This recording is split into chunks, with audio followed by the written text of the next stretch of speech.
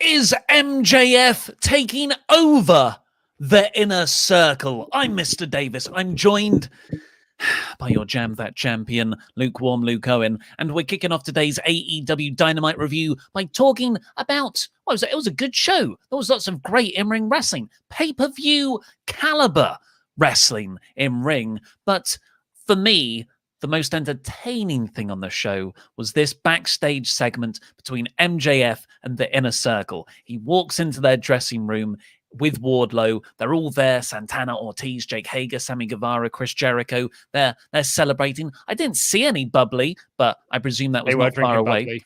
Of course, they had a little bit of the bubbly. And MJF has a box of gifts for them. They are personalized jackets, and he hands them out to each one. Sammy hasn't got Sammy's, and Sammy's like, "What the hell are you trying to do here, man?" And MJF just kind of has this jokey interaction with Jericho, where Jericho's like, "Hey, man, if you want to join the Inner Circle, just say so." And MJF says, "Well, do you want me to join the Inner Circle?"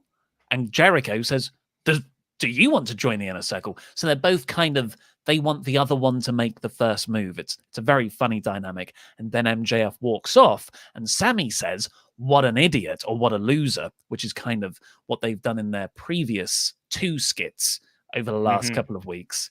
But this time, Jericho said, "Maybe not." Yeah, so Jericho is warming to MJF. Yeah, I thought this was a hilarious segment. It's built off the previous two great segments that these two have had that came after All Out, where they had that meeting in the parking lot. Last week, it was in an interview segment where, they asked each other about, "Hey, you called me a loser. We both called each other." And MJF was like, "No, I was talking about the limo driver nearly crashing a car." And Jericho was like, "Yeah, I was talking about Tony Schiavone because he's a loser." And they're like, "Yeah, he is a loser, isn't he?" You're all right, you. And this week, I loved this, giving everyone a jacket apart from Sammy Guevara. And the bit that made me laugh the most is when Sammy Guevara goes, "Hold on, what are you doing here?" And Jericho goes, "Be quiet, Sammy. Hold on, what are you doing here?" It was really, really good. I just think their chemistry together is so good. And he's like, "Yeah, a year ago, I asked you, do you want to join the Inner Circle?" And Jeff's response was, "A year ago, I asked you, do you want me to join the Inner Circle?" I just think it's really, really good stuff. And actually, me and Pete kind of like fantasy booked this a little bit last week, which is, MJF, he's the Viper in the family. He sort of worms his way into the group and eventually kind of takes it over. And, he's put his cards out on the table in his promo saying, like, "I need to join a group. Everyone's in a group these days. I need to be part of one." Looks like he's going to join the Inner Circle. But the way to get in the Inner Circle is to replace someone in that group. And what better person to replace than to babyface Sammy?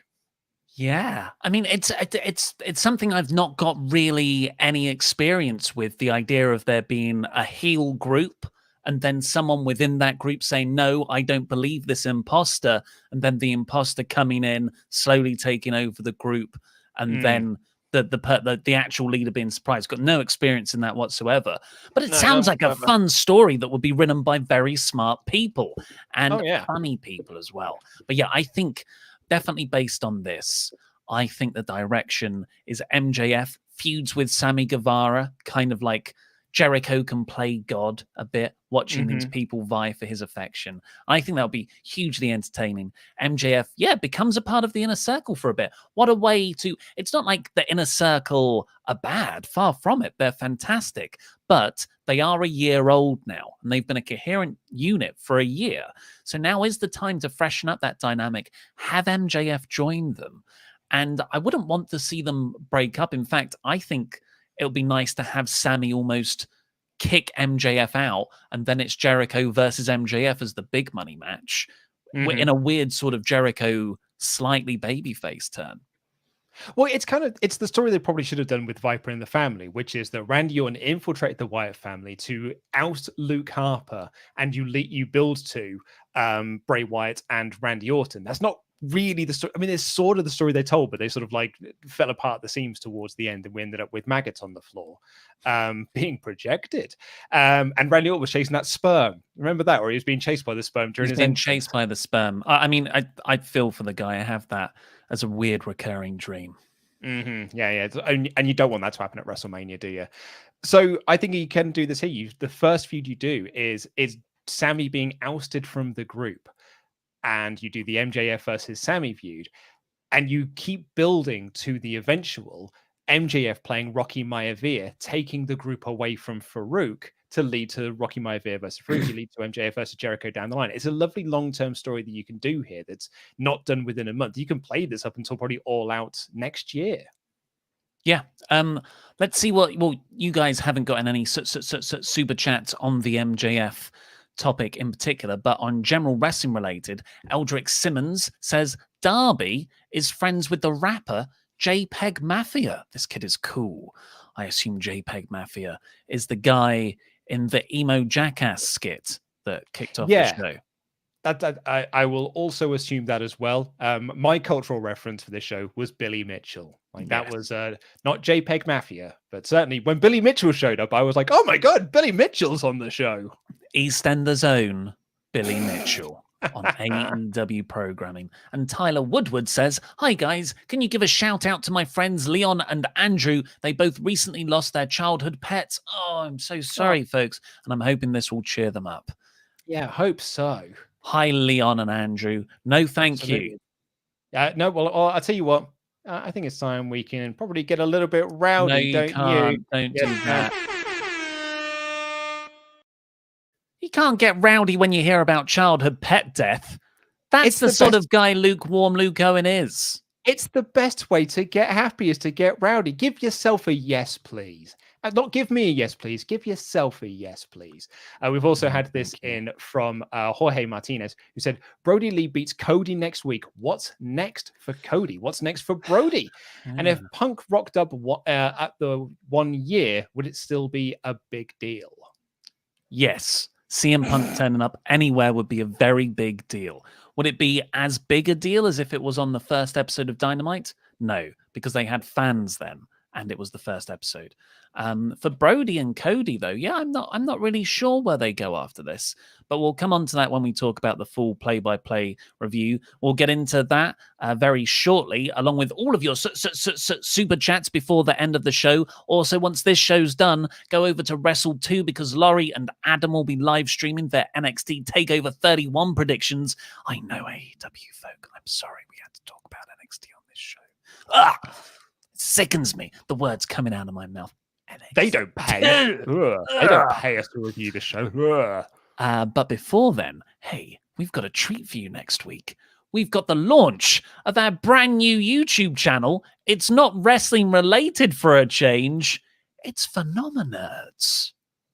Do you like board games? Then you'll love Phenomenerds, a channel all about the best board games your money can buy. Do you not like board games? Then you'll love Phenomenerds, a channel all about why you're fucking wrong. If the only game you've played is Monopoly, a bad game with your family, a bad family, we're here to show you all the good times you and your friends are missing out on. We'll teach you the different types of board games out there, great ones to start your collection, how to host gaming nights, how to teach your friends rules. We'll have deep dives into classic games, crazy stories from board gaming history, drunk board gaming, and so much more. At Phenomenerds, we consider it our sacred duty to get you into the greatest hobby in the world, no matter what level you currently are. So subscribe to Phenomenerds now and get on board. Hey, it's a good tagline, isn't it? I don't get it. Because you're my games. I don't think that's the message we should be sending. What's get on board? Excited. Get excited about games. Not bored. Oh no, get on board. As in like, hey, I'm going to get on board with that. Excited, yeah. Yeah, absolutely. Yeah. And do you know what? I actually had a watch today of Laurie Blake's first explained video on their Party Games Explained, which is excellent, and Adam's first list videos, which is also excellent. I loved it. It made me want to get rowdy. It was really, really good stuff. Please do go check out Phenomenerds. We're launching next week, and I'm super excited about it. Yes, the link is in the pinned comment. Before we get on with the full play-by-play, I hate Get Rowdy, obviously. But that picture of Louis brings me so much joy. Nugget, your Quizzlemania champion Nugget, brings me so much joy. It's still making me laugh. It makes me laugh all the time. But go and check out Phenomeners. One last thing before we get into the full play-by-play, Ollie. Guess who I was hanging out with last night? Mary Kate Olsen. Very, very close. I was hanging out with Steve and Larson from Going In Raw. We've got an extra. There's a special match chat coming out that I am going to be guesting on, and Ollie Davis on my first appearance on Going In Raw's channel to talk about wrestling and stuff. The question was posed about booking, Heaven Mania, about booking matches between dead wrestlers. And the only dead wrestler I could think of was Chris Benoit. So, of course, I said Chris Benoit's name when asked about wrestlers who were in heaven. I made a complete tit of myself. Cancel him now. Cancel him, everybody. It's the only name I could think of. And I kept thinking to myself, don't say him. Surely there's another one. Think of a different one. And that's all I could think of. There's no way you made an innocent human mistake there, Luke. That exposes you as a really horrible person. You should never be allowed to work again. I get emotional about this stuff because I'm Mr. Davis and I'm the best. Right, so last night's episode of AEW is not as good. That one is not as good. AEW Dynamite, last night's episode, was opened with, what could have been a pay-per-view match if built up a lot longer, I thought. Ricky Starks versus Darby Allin. This is a feud that's really been going about two and a half months. But somehow they have not had a singles match. We got the usual Darby Allin emo jackass video package with the JPEG Mafia guy. I'm more familiar with GIF Mafia guy. PNG Mafia is my guy. Bitmap Association. I'm JPEG guy, but without the E in JPEG. Mm-hmm. Have you got any others? Well, actually, yeah. I MP4 man. M4As. What was the video format of old early day video phones? I swear it was like .3G. Do you remember? It wasn't WAP, was it? Don't you go talking about WAP? Wireless access points. That's what WAP stand for. No, it doesn't. What? Not anymore. Yes, it does. I know they've ruined it now, haven't they? Cardi B is not singing about wireless access points. Well, I don't know. Maybe hers is. Yeah. That's what they're calling it these days. By the way, that's a banging song. It's not a banging song. It's a banging song, mate. It's a great little tune. It's crude. I didn't find.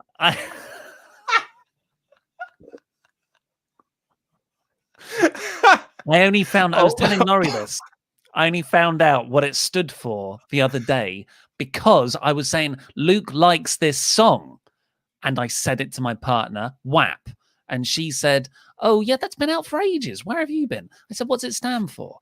And she told me what it stood for. If you don't know, everyone in the comments, it stands for wet ass. Meow. And she said that was really good for women and, take that sexually restrained culture. It's really progressive. And I said, there's not a song called Rock Hard Dick.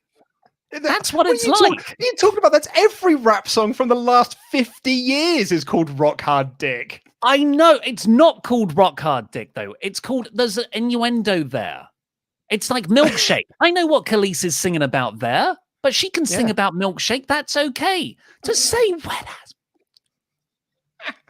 Old Man Davis. When does the review start, says Megan. Sorry. Welcome to the AEW review. It could be a wrestling promotion in the Northeast. Also, and clarification, .3GP is Thank what the video you. file was. So you're actually very, very close. Great rapper, .3GP guy. Listen to his Pipe stuff. down, Davis, you Tory. Well, because I think It's just crude. I'm not against it. But you cannot deny that is an incredibly crude acronym. Oh, just crude. Sorry, it really made me laugh. So Ricky Starks and Darby Allin had I thought a really decent 10-minute fun opener. It was based around Darby was working over Ricky Starks' arm, and Brian Cage came out at one point, which was exciting. Taz is on commentary, adding that extra layer because he manages both guys. Brian Cage comes in to interfere, but who should turn up? No, not The Rock's character from Fast and Furious, like I keep goddamn thinking. Will Hobbs, not Luke Hobbs, Will Hobbs. And that was tremendously exciting, watching these two beefy slabs brawl to the back. And later on it said, we're getting a match between them next week. For the FDW Championship as well, I think the first time that's being defended on the show, right? So that's really, really cool. And they've clearly got a lot of stock in this Hobbs kid, and he looks impressive. He moves really impressive. So yeah, I'm all for this. I actually think next week's going to be a really, really fun match. Yeah, I mean, I can't wait for it. Really, there's a lot of stuff on next week's show. It's weird watching this episode of Dynamite. I'm like, God, that was a really fun episode. Flew by, and I gave it 3 out of 5. But you look back at the matches, there is like a mini TV pay-per-view quality to them. I thought this was an excellent show. Okay. Like it's one of those Dynamite shows where I'm like, coming at the end of it, I didn't hate a single thing on it. There was great wrestling from top to bottom. There was some really, really good storyline beats. There was storyline progression, great character work. Yeah, I think this is easily a 4 out of 5 show. Particularly just from the in-ring wrestling work. Yeah, so in the end here, because the two big guys cancelled each other out, Darby, after a fantastic Darby springboard off the second rope, turned round to do, I don't know what he was trying to do, but Ricky Starks catches him with a spear. Brilliant. Ricky, yeah. I'm not 100% sold on Ricky as like a solid mid-carder yet. I think he's still in the lower mix of things, but I thought he really elevated himself. You need to watch Dark, mate. It's probably about it. He's probably had about 50 matches on Dark. Hasn't everyone? And the coffin. How else are you going to find out about Luther and Serpentico, mate? The finish was really nice. Darby hit a coffin drop on Ricky, who was prone on the ground, so his lower back's exposed. That was injured, and yeah, Darby won. So it's one of those matches where Ricky didn't actually get a great deal in. I think overall this was more of a showcase performance for Darby, which is kind of a shame because Ricky Starks is an up and comer. You kind of want him to get more in, but ultimately Darby's the star, and yes, this is definitely the right result. Absolutely, yeah. Absolutely the right result. Big fan of Darby. And it's one of those matches, actually, like you said, I've not been 100% sold on absolute Ricky Starks just yet, but that performance, I was like, oh, man, yeah, this kid's great. Really, really cool. Loving his promo work. I think his presentation is wicked. I'm a fan of Starks. I've really turned around on him.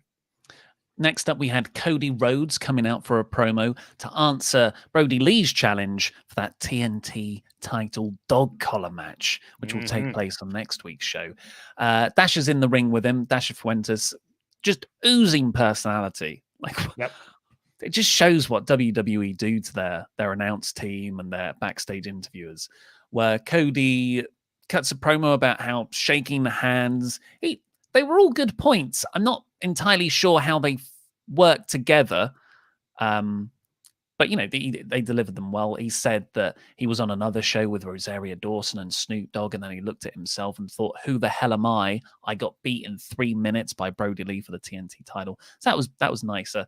He said that Dynamite's a year old, but he can't claim to be the future anymore. That can only be the champions, Shida, Mox, and Brody Lee. So he's done a great job of putting over the champions, the company, the titles themselves. And then he says no. Yeah, to Brody Lee's challenge. Yeah, which actually, I thought it's a decent reaction because, they tell the wrestlers around ringside, hey, can you do this? But, the crowd in the audience as well adds some good noise to it before he runs back in and be like, no, I will not run away from you along these lines. No regrets. No regrets. I thought it was a bit clunky, it was a bit cheesy, but do you know what? Completely saved by the brawl.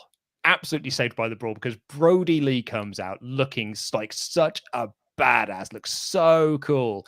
And there's huge brawl breaks out. You got Anna Jay brawling with Brandy Rhodes. Nyla Rose, apropos of nothing, just jumps over the railing and starts wailing on people. It was absolutely awesome.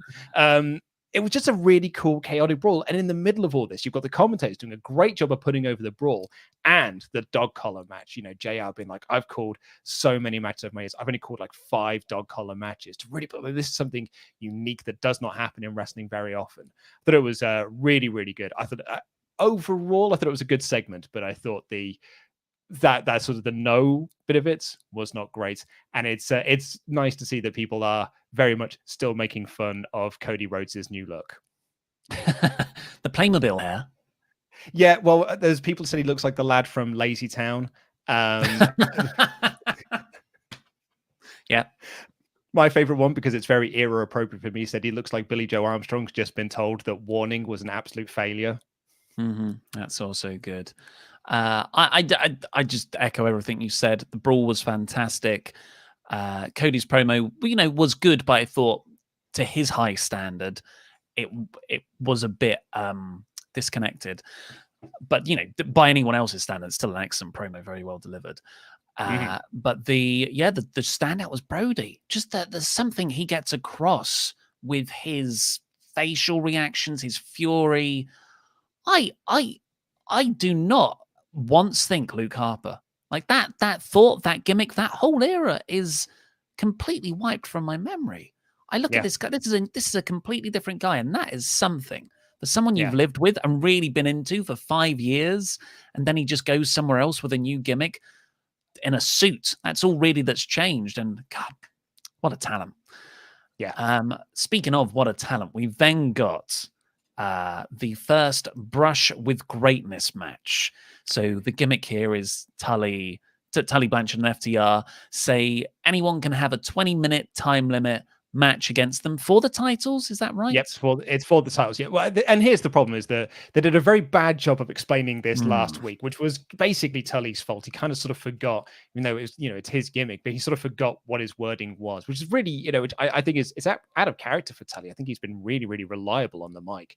But yeah, the idea is it's for the title. They are title matches. They're hand-picking opponents and giving them this 20-minute brush with greatness because you're getting in with the best wrestlers in the tag division in FTR. And even if you go to a time limit draw, that still counts as a win in the column for FTR, crucially for that. But obviously, they want to win, hence why they cheated in this match. But this match went about 17 minutes against SCU, and it was awesome. Do you know who's awesome? Ollie Davis. Are we going to say the same thing? Should we Frankie Kazarian? Yes, Frankie Kazarian. Oh my God, Frankie Kazarian, man. Like you forget. Yeah. You just sometimes forget that Frankie Kazarian's so great because, he's been around for 20 odd years.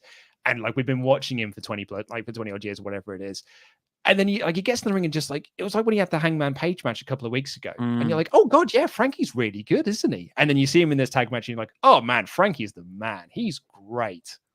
I love him. I feel like him and Christopher Daniels. I thought they were at the end of their careers a couple of years ago, and they are really, they're at the tail end of things, in ring wise. But which means I am not taking them for granted. If Kaz is in a match, if Daniels is in a match, I am like fully focused on that because I just want to soak up everything that they do. I actually just wrote my WrestleTalk magazine TV picks of the month stuff, and I chose Kaz for my TV wrestler of the month because he had this match. Maybe it's just because I wrote them after seeing this episode, but he had this match and then he had the Hangman Page match in the middle of the month. Like you said, I just think the man deserves more recognition because he's so good. He doesn't get talked about. You're absolutely right. But Scorpio Sky was no slouch in this match. He's just as great. And FTR, what a team. And I love their old school heel tactic. There's a moment at the start of this match, because FCU, we've obviously got Daniels on the outside, where Dax runs against the ropes and then falls onto his stomach, acting as though Daniels has just tripped him on the outside. So he gets up, starts getting the rope. Oh, look at this guy. This guy's tripping me on the outside. And Daniels is throwing his hands up into the end. The ref's like, well, I mean, I didn't see it, but the evidence is there in front of me that he fell over. you've got to go to the back now, Christopher Daniels, which just allowed Tully Blanchard to constantly interfere in this match, like the dick that he is. I love this heel shtick that they've got. It's proper old school heel tactics, which, I mean, they work then, they work now. I thought this was awesome. I thought this match was great. Big shout out to the FTR Doomsday Device spot, obviously in reference to Road Warrior Animal passing last week. But as I think it was Dax on top who went for it, Kazarian caught him in a power slam off of Cash's shoulders. I love that spot. But yeah, FTR won in the end with Tully holding down, I think it was Scorpio Sky's legs. But it wasn't just that incredible 17-minute match, which really was pacey from the start. This wasn't like, oh, let's do a 5-minute feeling each other out thing. This was like that they started at the middle. And it was a really, really entertaining match. But you also had Hangman Page on commentary, who was beautifully, his name bar said, very unprepared. And he was drinking whiskey throughout. So that's a layer there. There was the Daniel stuff. As SCU came out, Sean Spears just went, good luck to Scorpio Sky, furthering their feud. So many little bits of story, not connected to this actual feud or gimmick, but it just fleshes out the whole. This is how you make a wrestling promotion feel like a tangible reality outside of the actual matches and segments. Expertly produced. The bit that really made me laugh from that is when Christopher Daniels gets sent to the back and Hangman Page just shouts, "Can you bring me back a drink?" Yeah, that was great. And afterwards, JR announces that there's this 8-man number 1 contendership tournament starting. And the names announced so far are Jungle Boy, Ray Phoenix, and Kenny Omega.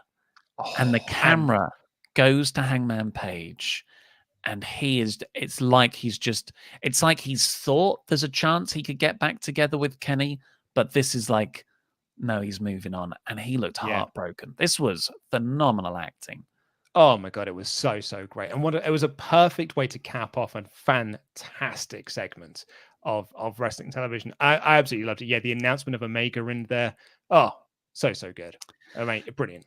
So if it's a tournament, like a sort of bracketology one, I can see Hangman Page getting announced for the opposite side, and your Full Gear match is Omega versus Page. So again, brilliantly told. They're not seeking each other out, but they have to fight each other in singles competition, and from there you can build to a more blood feud based match. I cannot wait.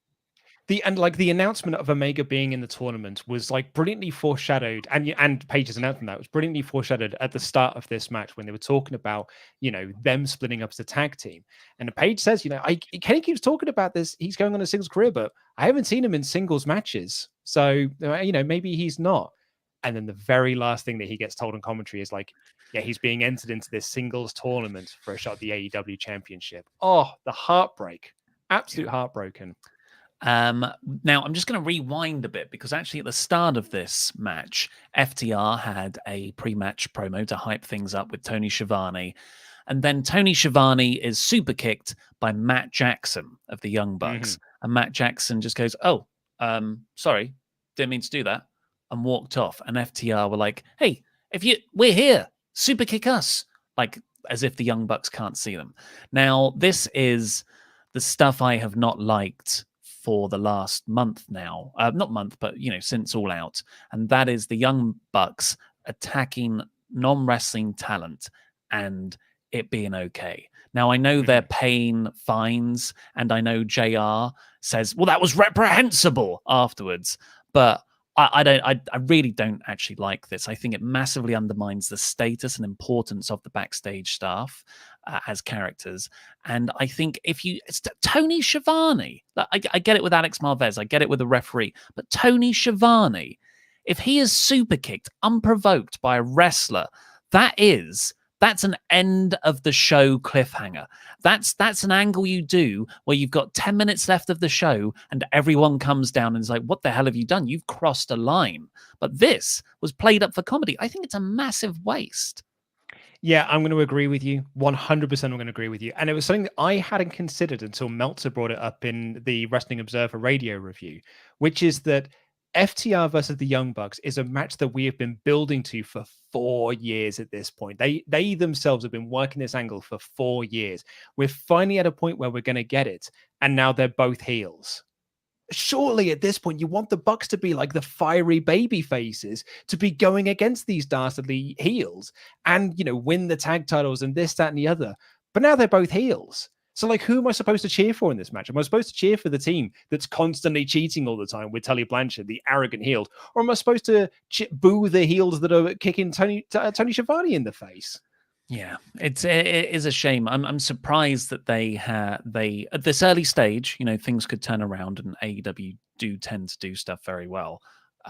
I'm surprised that they're dropping the ball in this way. I think it's quite easy to do. Maybe they're trying to zig when everyone thinks they should zag. Maybe it's a classic case of overthinking this feud that, like you've said, has been building forever.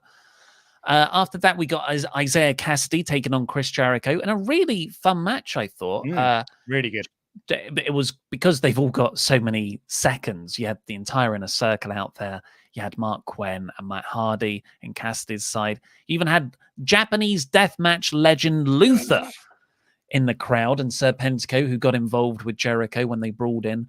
And yeah, this was a really nicely built match. Cassidy looked great, but ultimately lost quite decisively to Jericho. Got a few near falls off of Jericho's own moves with the Lion Salt and Codebreaker, but Jericho won with a Judas elbow. Yes, which then sets up, and like during this match, Jericho brawled with Luther for a little bit, and then Jericho and Hager brawled with Luther and Serpentico after the match. They're having a match next week on the 30th or the 30-year celebration of Chris Jericho. They have been friends, and they've been in the business for the same amount of time. They sort of broke into this and the other. So that's the match. We can't have Chris Jericho versus Lance Storm. So I guess the next best thing was Chris Jericho versus Luther. I'm sure Jericho was the man who brought Luther in, so I'm sure he's happy. I don't mind this. That Luther hasn't gotten over. It's been quite a running joke that how bad that Nightmare Collective stuff has been, and Luther is, no one really knows his legacy. But if Jericho loves the guy, obviously they're real life friends, so I'm intrigued to see what Jericho has in store for next week, because I bet he's really going to use this as a way to get Luther over in a way. But yeah, I'm into it. I'm into it. After that, we got Miro in a sort of pre-filmed skit thing where he's trying to give Kip Sabian a really good bachelor party, but he's the best man. He keeps beating him at everything, at axe throwing, at arcade games, and Kip walks off a bit depressed. It's hard to have a fun stag party in a lockdown. Yeah. And who should walk in, Luke? Because you're far more familiar with this man than I am. Billy Bloody Mitchell was on the show. Of all people, if you'd have given me 2020 list of people that could have shown up on AEW this week, Billy Mitchell would not have been one of those names. So Billy Mitchell is a very, very famous video game player. He was the first man to get a perfect game on Pac-Man. He was the first man to break 1 million points on Donkey Kong. But he is a man who's been marred with lots of controversy. If you've seen the documentary King of Kong, which I highly recommend people go and check out, even though it is it's so stylized, and the story that they tell in that is it's staged, because there's actually a third person that just gets completely cut out of the narrative. They just take it down to Weeby versus Mitchell. But he's been marred in controversy in recent times because over the last few years, he's been stripped of all of his records. There was a sort of an investigation that found out that he had faked basically his some of his scores and was using emulators when he said he wasn't. So Guinness stripped him of his records, and Twin Galaxies removed all of his records that he had. He sued them, and only recently, in fact, about June this year, Guinness reinstated his world records again. Wow. And said, he was the first person to get the perfect game of Pac-Man. He was the first guy to break 1 million on Donkey Kong. So he is not well liked in the gaming community, it must be said, because I think there are still people out there who, despite Guinness putting them back in, will say he's just a big cheater. And the King of Kong paints him in such a bad light, which is quite easy to do because he's quite an unlikable soul. because he's very arrogant, but a fascinating little character. And when he shows up, it's like Billy Mitchell. This is like when Kevin Smith was on the first episode of Dynamite. You're like, why is Kevin Smith here? Why is Billy Mitchell on this show? What a weird little get. But they know their audience. I mean, Yeah. I don't think everyone watching Dynamite is going to recognize Billy Mitchell, but I think it's treats for us. It's not like Jeremy Piven and Summerfest. It feels more coherent than that. But they teased putting on a better party next week, so we'll get part 2 next week. Orange Cassidy then took on 10 after FTR squared off to the best friends backstage. This was just a match, really. Cassidy is kind of, you need him on the show, I guess, because he's such a popular act, and Jericho got him over. Put him over, rather. Of course, he was already over. Mm-hmm. But yeah, it's what I feared, that the Cassidy joke isn't a long-term thing that you can sustain for a year of weekly programming. I think it's one that works better, that goes away sometimes. And I never wanted to be in a bit where I'm like, oh yeah, and it was an Orange Cassidy match. And that's what this was. Yeah, absolutely. No, I agree. Like, he's the sort of guy, you don't need Jericho. You don't need Cassidy on TV every week. Then we got the MJF in a circle bit that we've already spoken about. Then there was Brit Baker looking really good, actually, against Red Velvet. Great. Yeah, I thought this was a really good enhancement match. It went a couple of minutes. Red Velvet got a bit of offense in, but this was all Baker. And then she beat her with a kick to the side of the head and then put in the lockjaw afterwards. Absolutely, yeah. I just thought that Brit Baker looked absolutely awesome in this match. I thought she looked really, really good. I thought Red Velvet sold her ass off for her. And yeah, a lot of people have said it, so I'll just echo what they've said. Brit Baker got injured and came back better. Like, she's just looking better now than when she, before she got injured. I thought she was really, really good. But here it is. Here it's coming. AEW's women's division took one step forward and 2 steps back again. This was a 3-minute match. It was the only real women's segment on the show. I know we got a bit of Brandy and Anna Jay and Nyla Rose earlier in that brawl, but come on, that was very background-based stuff. And, it's the match before the main event. This is the piss break spot. This is, and the commentators, I swear they do not promote other stuff in other matches. This match like had the heels thing at the start, then they promoted something else coming up later. They ran through the Dynamite results going on the ticker. It was like, oh my God, it's lipstick service. Oh my God, we have to do a women's match. We like Baker. Let's give her a match. And where's the story? And I'm sick of saying this. And I'm going to say it every week. The not Nyla Rose, the Shida Thunder Rosa match happened. Then we got 2 weeks of good TV off the back of that. Right back to where we began. AEW, they don't care about their women's division. And here is here's the most damning thing I could think of for this. Who won it all out? Big Swole won the match. She beat Britt Baker in that dentist match. Hasn't been on TV since. Mm-hmm. Britt Baker lost that match, gets the push this week. So what was the point of Big Swole winning? What was the point of their feud? If they didn't have any direction to go afterwards, what was the point? It's the exact same thing we said about Kevin Owens and Seth Rollins. Owens beat Rollins twice at WrestleMania. The very next night, Rollins is going into a program with Drew McIntyre for the WWE title. So the Owens win means nothing. The loss means nothing for Rollins. The same thing with Baker and Swole. Baker's loss in the dentist match meant nothing. So what was the point of it all? But the main event I really, really enjoyed, actually. It was Jon Moxley, and the whole gimmick is Eddie Kingston gets to pick who Jon Moxley is going to face. The AEW title is on the line as well, and we don't know who it's against. I think, ultimately this match, the tag match would have been a better main event, but I respect AEW for saying, nope, AEW championship match, this is quite rare. That goes on as the main event. I think that's the right decision. Eddie Kingston cut a promo on Bryce Remsburg, the referee, for calling off the match last week when he didn't verbally submit, he didn't tap out, but he did pass out. Bryce said, I was there to protect you. So Death Pentagon are going to beat up Bryce. Jon Moxley makes the save, but then who should appear behind Jon Moxley? Keith Lee style, but the Butcher. Dick Strawbridge appearing behind him. Dr. Robotnik on crack. He looks awesome, man. Like So the Butcher cool. looks brilliant. And I saw a few people say, LOL, it should have been Pentagon.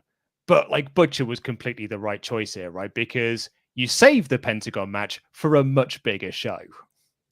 Yeah, we'll get into the match shortly, but seeing that you've already brought it up, Louis said this on this morning's work call. He was like, it should have been Pentagon. Why wasn't Pentagon in this match last night? I was like, because you got to beat all the guys. You got to beat all the guys, and then Pentagon is Jon Mox's opponent at Full Gear. Surely that's where they're going with this, and that would be amazing. Pentagon should be in the main event title picture, like all the time. Mm-hmm. I've seen a few people say that there's a reason why Swole's not on TV. She's probably off field because Cedric's not been on TV either. Video promos, people. We can do video promos from home. We've been in lockdown now for nearly a bloody year. Get used to we could do it anyway. I thought this match was great. I really enjoyed this main event. I thought Moxley looked great. I thought the Butcher looked awesome, and it's the most I've been into the Butcher since they debuted. Well, I'm always into the Butcher. Like when the Butcher is in a match, when the Butcher is at ringside, I'm always looking at the Butcher because I just find him captivating. He's got that sort of freak show vibe about him. The big mustache.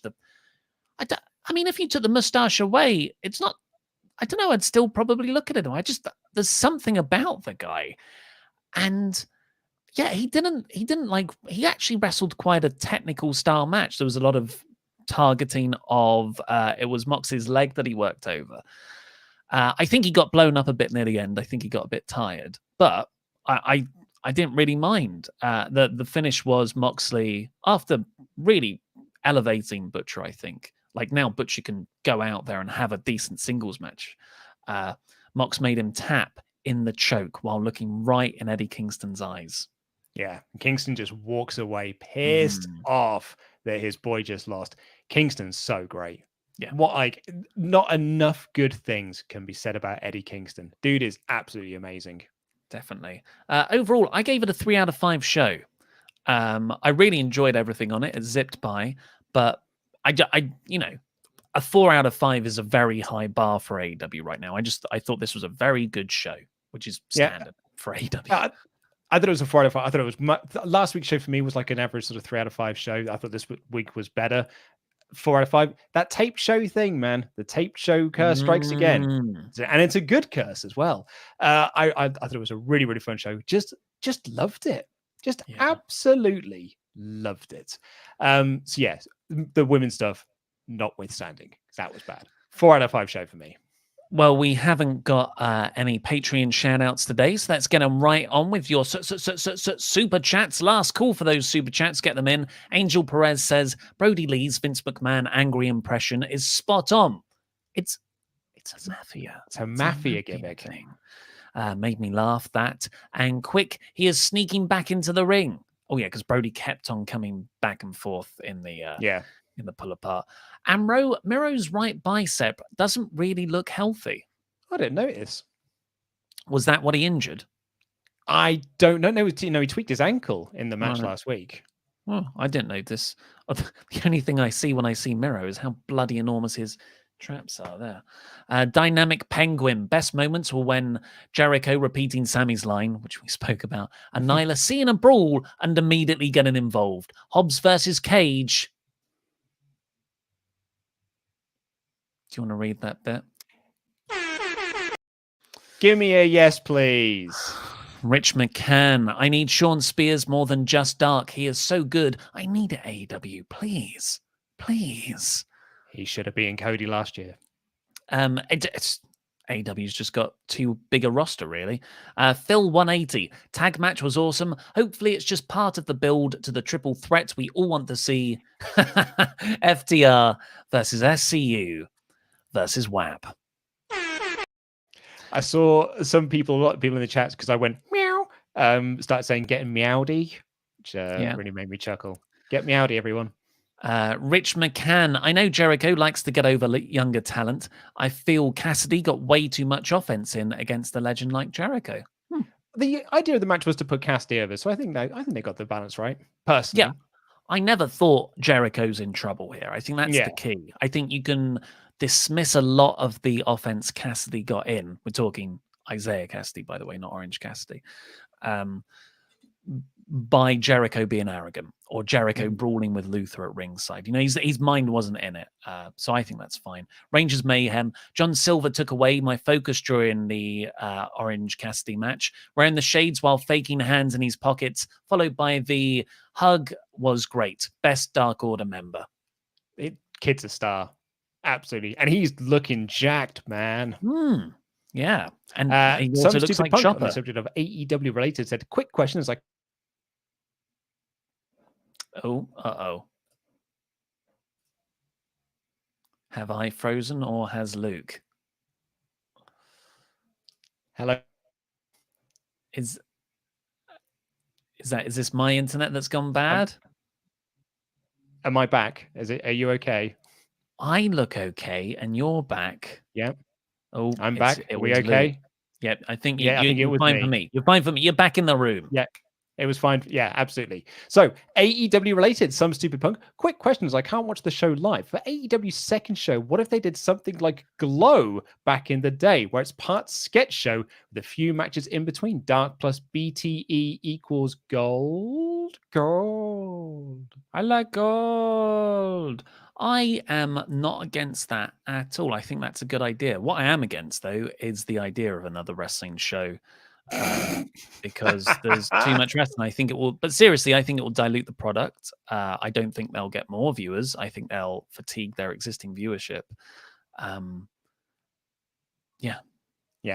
Tyler Woodward, I've been thinking about for a long time, but we have been too nervous to do it. I will send an email on behalf of my channel. Could we do a collab? And we're a bit rammed with collabs at the moment. We've got too much stuff to promote, I'm afraid. But send it in. We'll keep it on file. Yeah. Support at WrestleTalk.com. The Zornice. I've played half the games in that Phenomenads trailer. Well, hey. Get excited then. Get on excited. Raffman. Hi, guys. Hope your day is sunny. It's not. And carefree. I heard Ollie mention the other day that he watched Wayne's World. Made me realize that Ollie and Luke are like a modern day Wayne and Garth. Party on, Ollie. That is very nice words to say, especially because in the book I'm reading, turns out that Dana Carvey and Mike Myers didn't like each other. Nope. So, yeah, it fits. Yeah. And it's, oh, man, what a film from my youth of Wayne's World. I could probably do that film line for line. Watched it so much. Shardell says, WAP is a horrible song. Luke, what are you on about? Thing is a bit of a banger. Samming the positive guy. Watch South Park Pandemic Special. It's really good. I haven't seen South Park in 15 years. I'm assuming it's still okay though. It's great. I will watch that definitely. Thank you for the recommendation. Anton H, I'll be missing my first live AEW show next week due to the VP debates. Nothing more entertaining than US presidential debate. I'm not sure about this one though. Well, I don't think you can deny that it is incredibly watchable and entertaining. It's not watchable though, because it was basically just two old dudes going, "You're a dick. No, you're a dick. No, you're a dick. No, you're a dick." I mean, I don't know what your definition of watchable is, but I'm on board with that one.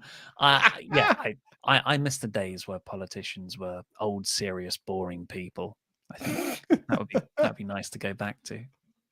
Gorilla Press has arrived to show support and said, it's a shame that you turned us down. However, I will not let you turn your back on children in need. You will join us in the fight against pediatric cancer. You will hear from B.is. Jose Vasquez, you guys are the effing draw. I watched the Raw review without even watching the show, and I never will. Thank you very much. We've had so many messages this week about people not watching Raw, but watching us. So that's good.